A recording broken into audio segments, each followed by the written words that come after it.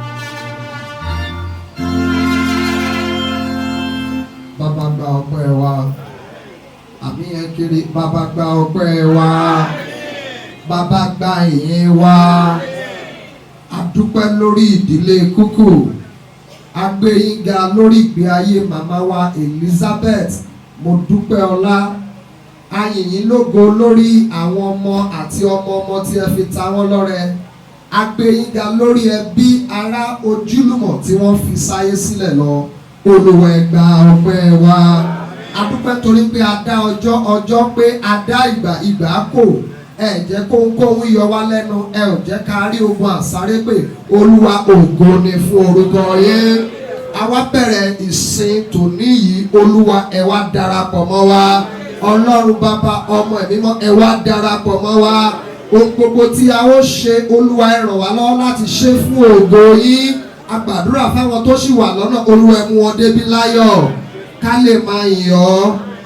Aya gbogbo àgbègbè sí mímọ́ ní orúkọ Jésù olúwa ẹ yà wá sí mímọ́ Jésù Kristi olúwa wa. Let's have our seats. Praise the Lord. Right now we are going to the Bible reading. And to take the Bible reading is one of Mama child. His name is Ashiwaju. Am I right, sir? Ashiwaju, you are going to help us to take the Bible passage. Getting to what? From 13 to what? Okay.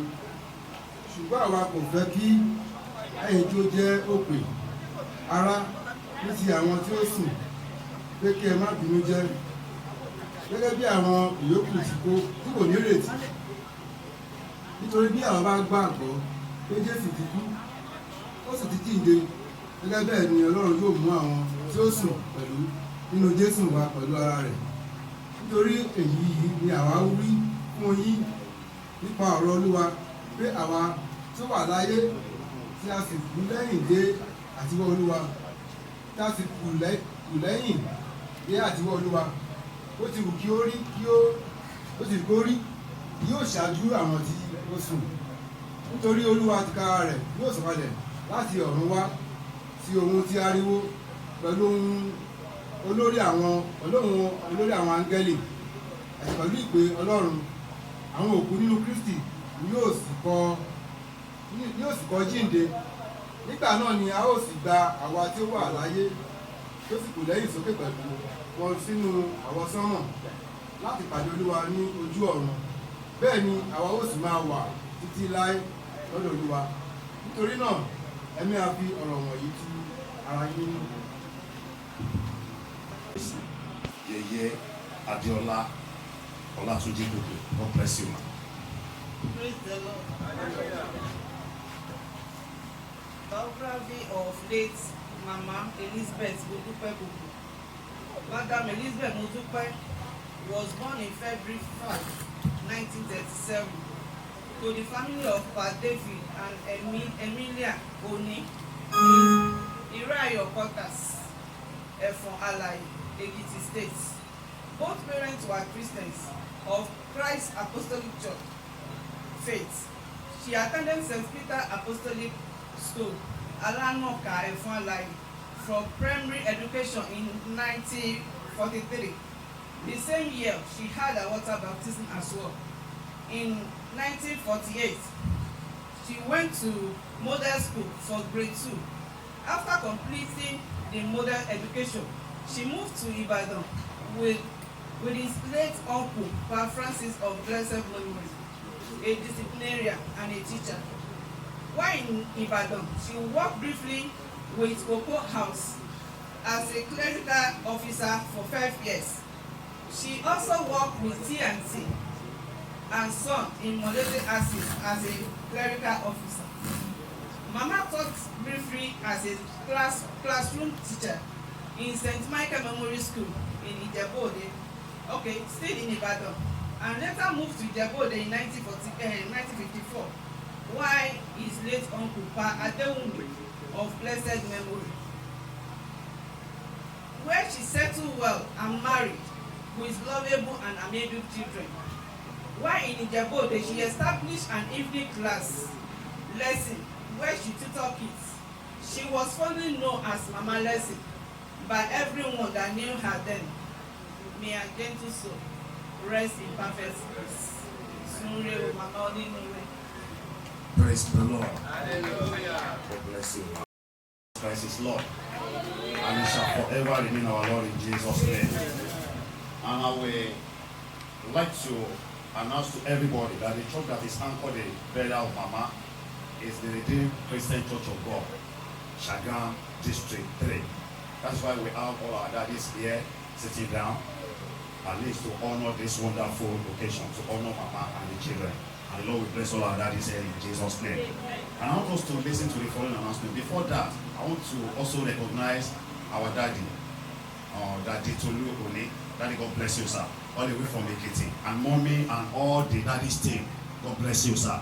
And all our mommies and daddy in this environment that comes to honor this family. The Lord Almighty God will be with you. We'll all grow to old age in Jesus' name. Amen. And I want to say this. Immediately after the service, we are going to move to the internet. Please, when we get to the internet, let's conduct ourselves. The only people that will move closer to the graveyard, the pastor and the mama children, and one or two of the family. Those are the people that will join us there. And the Lord will bless us as we key to that information in Jesus' name. Amen. Praise the Lord. Hallelujah. Right now, we want to listen to the choir ministration. Choir, God bless you as we minister. Praise the Lord. We are having two numbers to render for you. May you be blessed as you listen in Jesus' name.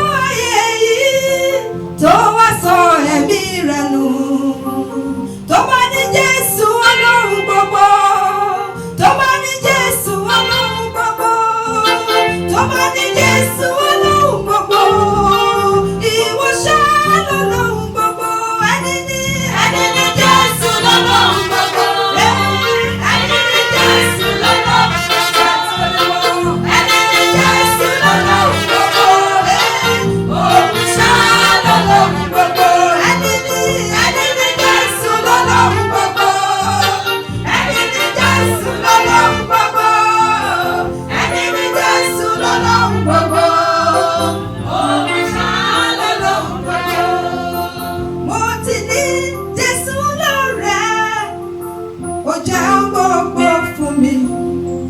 Òun kọ́ lárẹwà tí ọkàn mi fẹ́. Òun ní tọ́nà ìbàdàn, ìràwọ̀ òwúrọ̀. Òun kọ́ lárẹwà tí ọkàn mi fẹ́. Ó ní tùnú mi, ó ní tùnú mi ló jẹ́ ní gbogbo àlá. Ó ní nìkan ni omi lọ́rùn lórí. Òun ní tọ́nà ìbàdàn, ìràwọ̀ òwúrọ̀. Òun kọ́ lárẹwà tí ọkàn mi fẹ́. Ó ní tùnú mi, ó ní tùnú mi ló jẹ́ ní gbogbo àlá. Ó ní nìkan ni omi lọ́rùn lórí. Òun ní tọ́nà ìbàdàn, ìràwọ̀ òwúrọ̀. Òun kọ́ lárẹwà tí ọkàn mi fẹ́. Tẹ́bá ní Jésù ẹ lóhun gbogbo. Tẹ́bá ní Jésù ẹ lóhun gbogbo. Tẹ́bá ní Jésù ẹ lóhun gbogbo. Ìwọ ṣáá ló lóhun gbogbo. Ẹni ní Jésù ẹ lóhun gbogbo. Tẹ́bá ní Jésù ẹ lóhun gbogbo. Tẹ́bá ní Jésù ẹ lóhun gbogbo. Ìwọ ṣáá ló lóhun gbogbo. Tẹ́bá ní Jésù ẹ lóhun gbogbo. Tẹ́bá ní Jésù ẹ lóhun gbogbo. Tẹ́bá ní Jésù ẹ lóhun gbogbo. Ìwọ ṣáá ló lóhun gbogbo. Àwọn ní Jésù ẹ lóhun gbogbo. Àwọn ní Jésù ẹ lóhun gbogbo. Àwọn ní Jésù ẹ lóhun gbogbo. Àwọn ṣáá lóhun gbogbo.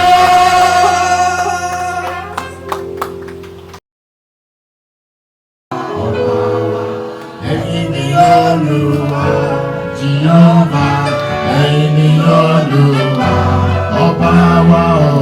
Ẹ̀yin ni Olúwa. Jèhófà, ẹ̀yin ni Olúwa, ọba wa. Ẹ̀yin ni Olúwa, Jèhófà, ẹ̀yin ni Olúwa, ọba wa o. Ẹ̀yin ni Olúwa. Jèhófà, Ẹ̀yin ni Olúwa ọba. a ò fi ariwo ayọ̀ kí ọ káàbọ̀. Ọba ológo jùlọ, a ò fi ariwo ayọ̀ kí ọ káàbọ̀. Ológo jùlọ, káàbọ̀, káàbọ̀. Ọlọ́run káàbọ̀, Olúwa káàbọ̀. Jésù káàbọ̀ sí àríwá. Káàbọ̀, Ọlọ́run káàbọ̀. Dádì wa ní káàbọ̀, ológo jùlọ. Káàbọ̀, káàbọ̀, Ọlọ́run Olúwa ní káàbọ̀. Jésù káàbọ̀ sí àárín wa. Káàbọ̀, Ọlọ́run dádì wa ní káàbọ̀, ológo jùlọ.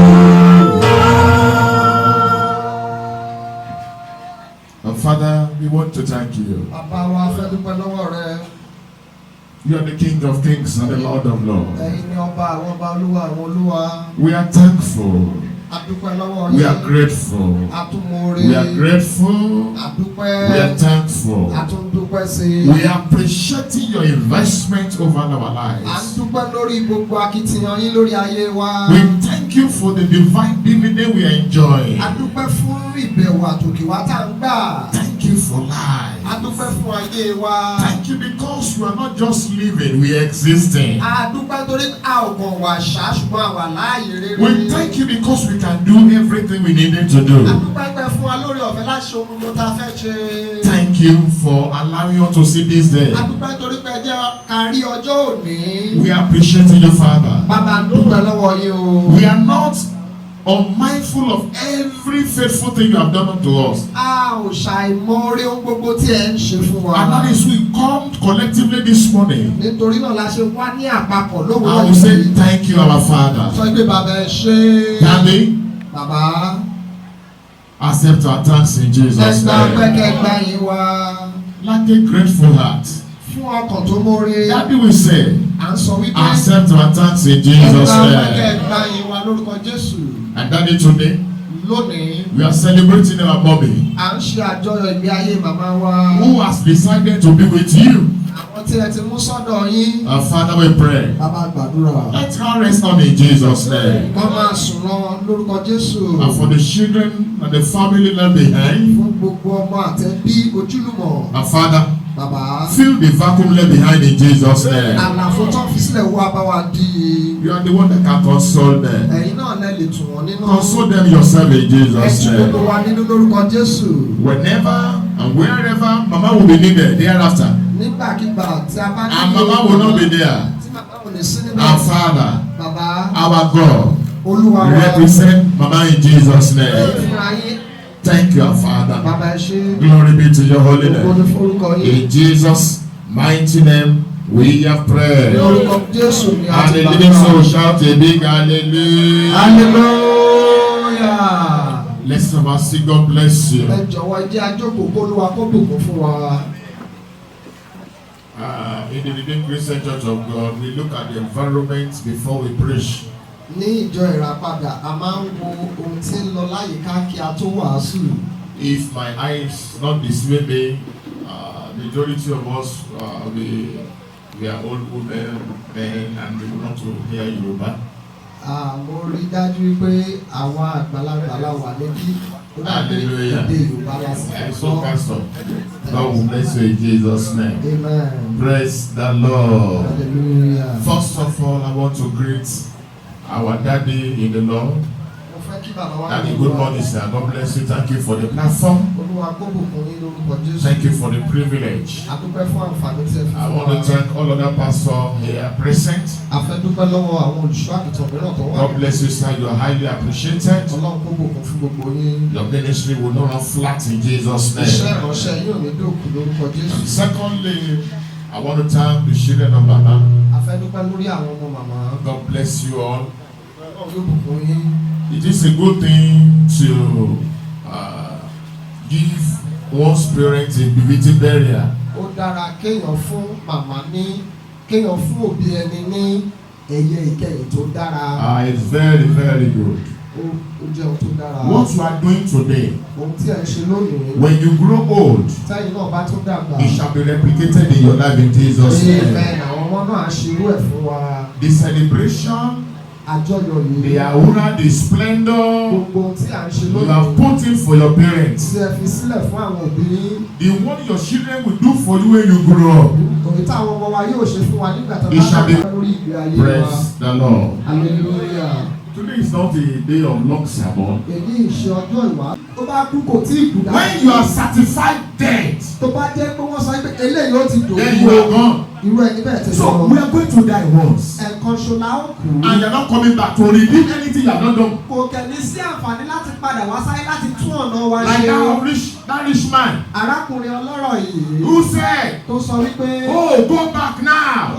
Abraham jọ̀wọ́ kí ọ̀nà lọ́wọ́ Go and tell my people Wọ́n there sọ fáwọn ènìyàn mi. that, so that they will be able to know how they are going to behave. Kí wọ́n lè gbé ìgbé ayé wọn When he experienced the agonizing and gnashing teeth of pains and strain. Ìgbà tó rí ìpayín keke àti oró ìjọba àwọn I àpáàdì. mean excruciating pains. Àwọn ìrora tí ó burú jáì. And he asked that man, please drop your hand into the water and let the drop of that water come to my tongue. Ó ní Lásárù tí ọwọ́ rẹ̀ bomi kó wá fi sí mi lára kó lè tù mí lára. Even a child that is born today, he can never be satisfied with a drop of water. Ìkan omi kékeré gan kò lè tẹ́ ẹ lọ́rùn. It shows the level and the intensity of the agony he was going through. Eléyìí fi hàn bí ìpayín keke àti oró tí ó ń là kọjá ní ọ̀run àpáàdì. So the Bible is saying now, Bíbélì wa sọ fún wa báyìí. after death, Lẹ́yìn ikú which is once, tí a ó kú lẹ́ẹ̀kan judgment ṣoṣo. will come. Ìdájọ́ ni. Can you withstand the judgment?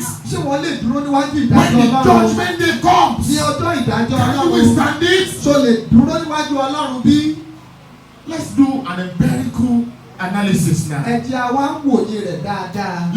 Let's personalize your theory. Ẹ jẹ́ a wo ìgbé ayé If you don't understand what I've been saying, Bóyá ohun tí à ń sọ òye wa dáadáa. now, Ní báyìí. I mean now, Mo ní ní as you are báyìí. sitting Bá a down, ṣe jókòó now, Báyìí báyìí. if Jesus comes, Tí Jésù bá dé báyìí. if Jesus comes, Tí Jésù bá dé báyìí. will you make it? Ṣé ìwọ á dé ìjọba ọ̀run bí? Will you make it? Ṣé ìwọ á dé ìjọba ọ̀run bí? So if you know you can make it, Tó bá mọ̀ wípé o ò lè débẹ̀. this is not the issue of pastor or general overseer or choir or usher. No! Eléyìí kì í ṣe pé torí mo jẹ́ If you olùṣàkóso don't do the will of God, you are going nowhere. tí o bá ṣe ìfẹ́ Ọlọ́run tí a kọ sílẹ̀ nínú Bíbélì. So when judgment now comes, Tí ìdájọ́ bá dé. where do you go? Ibo ló ń lọ? Where do you go? Ibo ló ń darí sí? All those things we are now clamoring for, Gbogbo ta lé all those we káàkiri. are fighting Ohun for, tá ń jà nítorí the rẹ̀. Bible tells us, Bíbélì sọ fún wa. seek ye first the kingdom of God, Ẹ wá lákọ̀ọ́kọ́ ìjọba Ọlọ́run. and all other things shall be added. A ó sì fún gbogbo fún yín. Unfortunately, Ó máa ṣe the one God says shall be added. Èyí ta ní pé Ọlọ́run yóò fi kún He fún is the wa. one we are now running after. Ìyẹn gangan la wá ń He is the one we are running after. Ìyẹn là ń jà nítorí The rẹ̀. kingdom of God that is said we should seek first. Ìjọba Ọlọ́run ta ní ká kọ́kọ́ wá We yìí. let it unknown. A wá fìyẹn We are sílẹ̀. running after cars. Níṣẹ́ là ń sáré lé We are running ọ̀rọ̀. after good house. Òyà fẹ́ ní ilé tó Good dára. women. A fẹ́ ní I want to go to America. Mo fẹ́ lọ sí Amẹ́ríkà. Please don't misquote me. All those things are good. Ohun gbogbo tá a sọ ìwọ́n dára They are good lóòótọ́. for life. Wọ́n dára And ní God ayé is not yìí. objecting to Kì them. í ṣe ipò Ọlọ́run. But they should not come Ọmọ first. ògbúdọ̀ jí ohun àkọ́kọ́ Let nínú somebody ọkàn wa. shout hallelujah. Òkè hallelujah. In Romans 14:8, Inú ìwé Róòmù Romans orí kẹrìnlá. 14:8. Róòmù orí kẹrìnlá He ẹsẹ̀ said, kẹjọ. Ó sọ wípé if we live, tí a bá ń gbé we live for à God. ń gbé nítorí Ọlọ́run. If we die, Tá a bá kú we die for God. nítorí Ọlọ́run náà Whether we live or die for God, bóyá wà láàyè We are of àbí àwòsílẹ̀ God. àwa jẹ́ ti Ọlọ́run. praise the Lord. Hallelujah. Mama has gone. Màmá ti ṣe tí wọ́n wá This sí lọ. sermon of today is not meant for her. Ọ̀rọ̀ tòní kì í ṣe fún màmá. Mama has gone. Màmá ti lọ ti wọn. Praise the Lord. Hallelujah. It's meant for those of us that are here. Àwọn tí a wà níbí la ní That we are ìwàásù. still modulating between sin and all other things. Tẹsẹ̀ wa kan wà nínú ilé, tẹsẹ̀ wa kan wà That we are níta. still doing whatever we like here about because I'm not seeing here and there. A sì ń gbé ìgbé ayé wa bó ṣe wà, a kàn ń dẹ́ṣẹ̀ bó ṣe wà. Brethren, Èyí ara death is real. ikú ó jẹ́ dandan. 1 Corinthians 15. Ìwé Kọ́ríńtì 1 kìíní. Corinthians 15. Kọ́ríńtì kìíní orí kẹẹ̀ẹ́dógún. 55 to 57. It says, Ó wí pé "O death, where is thy sting? ikú oró rẹ̀ dà. O grave, Ìsà òkú.